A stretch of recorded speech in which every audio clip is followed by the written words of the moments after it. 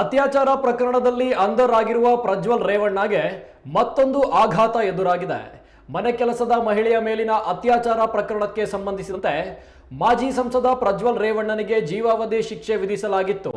ಇದನ್ನ ಪ್ರಶ್ನಿಸಿ ಪ್ರಜ್ವಲ್ ಕರ್ನಾಟಕ ಹೈಕೋರ್ಟ್ಗೆ ಮೇಲ್ಮನವಿ ಸಲ್ಲಿಸಿದ್ರು.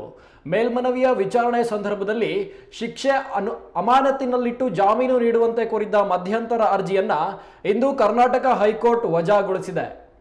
ಕೆಆರ್ ನಗರದ ಮೂಲದ ಮನೆಗೆಲಸದ ಮಹಿಳೆಯ ಮೇಲೆ ಅತ್ಯಾಚಾರ ಆರೋಪದಲ್ಲಿ ಪ್ರಜ್ವಲ್ ರೇವಣ್ಣ ದೋಷಿ ಎಂದು ತೀರ್ಪು ನೀಡಿದ್ದ ಜನಪ್ರತಿನಿಧಿಗಳ ವಿಶೇಷ ನ್ಯಾಯಾಲಯ ಜೀವಾವಧಿ ಶಿಕ್ಷೆ ವಿಧಿಸಿತ್ತು.